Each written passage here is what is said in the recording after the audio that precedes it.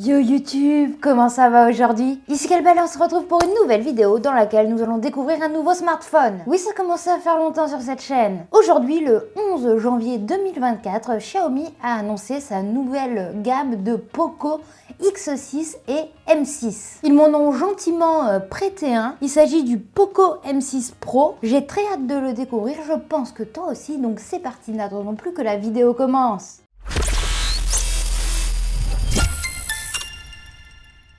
Le smartphone qui est dans cette boîte va coûter entre 230 et 300 €. La grosse version, 12 Go de RAM, 512 Go de stockage, affiche un prix de lancement à 260 €. Honnêtement, je ne sais même pas lequel ils m'ont envoyé, donc je te propose qu'on fasse directement le tour de l'emballage. Nous avons un packaging traditionnel Poco. Ce qu'ils m'ont envoyé, c'est le Poco M6 Pro Purple, donc violet. Il y a 3 couleurs, noir, bleu, violet. Donc en fait, dans cette vidéo, nous allons découvrir la plus grosse version du Poco M6 Pro. Quand on fait le tour du packaging, à part le nom du smartphone, il n'y a pas grand chose et les caractéristiques techniques. Je dois avouer que je me suis pas du tout spoilée, je l'ai reçu un peu avant l'annonce officielle, donc là je découvre first time quoi, en même temps que toi.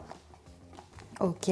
Comme d'hab, le petit carton Poco avec à l'intérieur le petit outil pour la carte SIM, très pratique. Après, nous avons tous les quick start et une coque, j'ai l'impression qu'elle n'est pas du tout transparente. Elle est noire. Ça change d'habitude, on a des coques transparentes là, et on peut déjà se faire une idée de la taille du smartphone. Le bloc objectif a l'air quand même excessivement grand et les bords ont l'air méga fins. Déjà, juste là, je suis surprise dans le bon sens du terme. Elle a l'air très cool cette coque. Ensuite, dans la boîte, nous avons le smartphone en lui-même que nous allons découvrir juste après. Et en dessous, nous avons le bloc de 67 watts pour le charger qui est USB, compatible charge rapide du coup, qui va te permettre de charger le smartphone de 0 à 100 en 44 minutes. C'est ce qu'annonce en tout cas le site de Xiaomi. Donc le câble USB vers USB-C, je commence à avoir l'habitude, si c'est pas ça, bah je peux fermer cette chaîne, hein. Ouais c'est ça. Ok, passons maintenant à la découverte du smartphone. Comme d'habitude, sur le petit plastique qui protège le téléphone, nous avons les principales caractéristiques de celui-ci. Donc nous allons avoir un écran Full HD plus Flow AMOLED qui va avoir un taux de rafraîchissement de 120 Hz, une turbocharge de 67 watts, on l'a vu avec le bloc de charge, une grosse batterie quand même de 5000 mAh,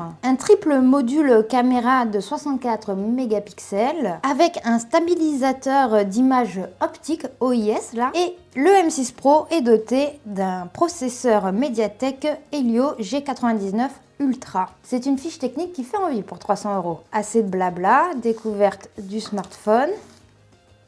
Il est très léger, il fait 179 grammes si on veut être précis. La prise en main a l'air très agréable, je sens pas de glissement. Découverte du dos. Ouh, ça va prendre les traces de doigts. Oh, mais attends, mais ces caméras c'est des mastodontes. Regarde-moi ces caméras. Ces objectifs sont fous. Ils sont énormes, on dirait des crêpes ou des plaques de cuisson, mais j'aime bien, hein. Ah, vraiment, le design, il me parle. Il y a une belle délimitation au dos avec la partie objectif et le dos du smartphone classique avec un violet un peu plus brillant. Donc, il y a un petit jeu de texture qui est vraiment pas mal du tout. Et en violet, c'est un violet assez discret. Je l'ai à peine pris dans les mains, il y a quand même déjà pas mal de traces de doigts, mais bon. On va passer outre. Sur le côté ici, nous avons l'endroit pour la carte SIM. C'est un smartphone qui va avoir un double haut-parleur. On a même un port jack 3.5, les traditionnels boutons volume et le bouton d'allumage. Et en dessous, nous avons le port USB-C. Et franchement, il en jette, hein. Les bords sont hyper fins, encore d'une autre matière que le dos. Ça doit être de l'aluminium, mais pas sûr. Je suis très nulle en matière. Non, franchement, c'est propre, hein. Comme tu peux le voir, en plus d'être super léger, il est hyper fin. C'est un design qu'on n'a pas trop l'habitude de voir, j'aime beaucoup. Il va faire 7,98 mm d'épaisseur. Ah, franchement, c'est une belle bébête, hein. Ah, les traces de doigts me stressent. C'est un smartphone qui va aussi être certifié IP54, donc il est relativement plutôt bien résistant. Ce que je te propose, c'est qu'on l'allume et pendant la configuration, on pourra parler de l'écran. Ok, il s'allume.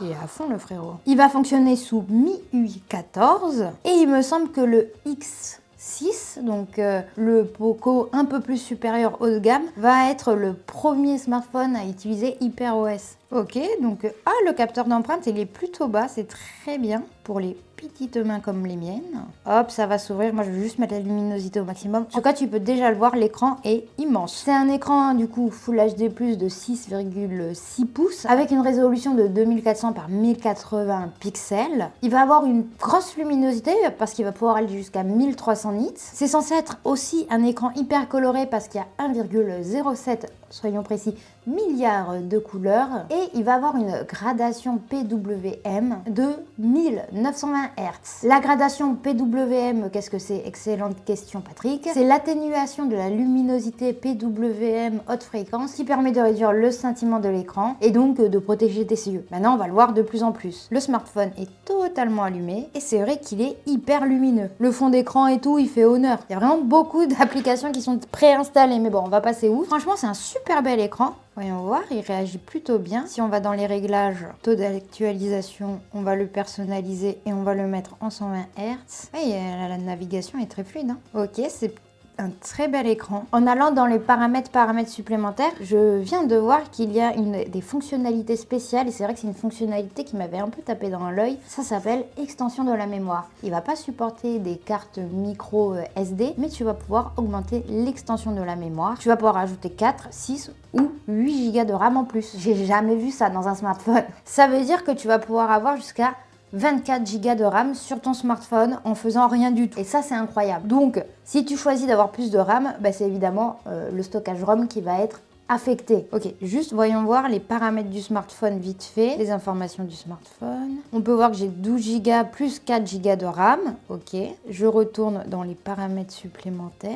Extension de mémoire, 8 Go, on redémarre. Évidemment, du coup, ça va fonctionner uniquement si tu as assez de stockage dans ton appareil. Moi, comme il y a actuellement absolument rien, oui, j'ai assez de gigas pour pouvoir augmenter la RAM du smartphone. On peut voir qu'il y a 12 plus 8 gigas de RAM. Franchement, c'est une petite option qui est assez impressionnante. Je sais pas toi ce que tu en penses, mais je pense, moi, personnellement, que ça peut être très utile pour certaines personnes. Je vais mettre un peu de Wi-Fi pour pouvoir écouter et voir un peu la musique. Je prends des photos aussi et je reviens. Ok, je suis de retour, j'ai fait quelques tests photos. Maintenant, je vais faire le test en direct avec vous du mode portrait avec la caméra 16 mégapixels. Voilà. Donc, comme dit, c'est un téléphone qui a un triple objectif de 64 mégapixels, une caméra principale de 64 mégapixels, un ultra grand angle de 8 mégapixels et une caméra macro de 2 mégapixels. Donc, voici des prises de photos en x1 et x2 pris avec cet appareil photo. J'ai même pu tester le mode nuit parce qu'il est actuellement 18h30 et du coup il n'y a plus trop de lumière à l'heure à laquelle je parle. J'ai aussi testé le mode 64 mégapixels et j'ai aussi testé le mode vidéo. Donc là je te mets une petite séquence de moi qui parle au smartphone, comme ça tu pourras entendre la qualité sonore de l'enregistrement vidéo. Alors j'ai fait une petite pause dans l'enregistrement de cette vidéo pour tester la qualité vidéo de ce smartphone. Là j'ai allumé à peu près toutes les lumières chez moi.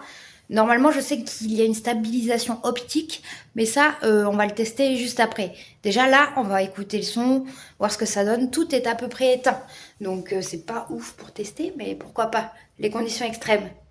Et après, j'ai voulu tester, évidemment, la stabilisation optique. Bah, ça donne vraiment envie. Donc voici deux rushs. Donc c'est moi qui marche vers mon chat avec le téléphone dans les mains. Et on peut voir s'il y a une différence ou pas. Donc ceci sont tous les tests que j'ai pu effectuer sur ce smartphone. Certes, cette vidéo est une première prise en main, une première découverte de ce smartphone. Mais pour l'instant, là, si je dois te donner mon premier avis, c'est vraiment un smartphone très sympa. Il va vraiment pas être cher pour des performances qui ont l'air vraiment très cool. Le design est vraiment incroyable, à part les traces de doigts au dos, mais tu mets la coque et on n'en parle plus. C'est un smartphone qui, à mon avis, répond vraiment à énormément de critères. Comme d'habitude avec Poco, personnellement, je ne suis pas déçue. Je ne sais pas toi ce que tu en penses, mais n'hésite pas à me le dire en bas dans les commentaires. Malheureusement, cette vidéo touche déjà à sa fin. Il est donc temps pour moi de te dire à ciao, bonsoir et à très bientôt pour de nouvelles vidéos. Surtout, n'hésite pas à t'abonner à ma chaîne YouTube. Je suis aussi sur les réseaux sociaux si tu as envie de me suivre. Et voilà, je mets d'autres vidéos là qui vont s'afficher. Comme ça, tu peux voir d'autres vidéos. C'est cool. Voilà.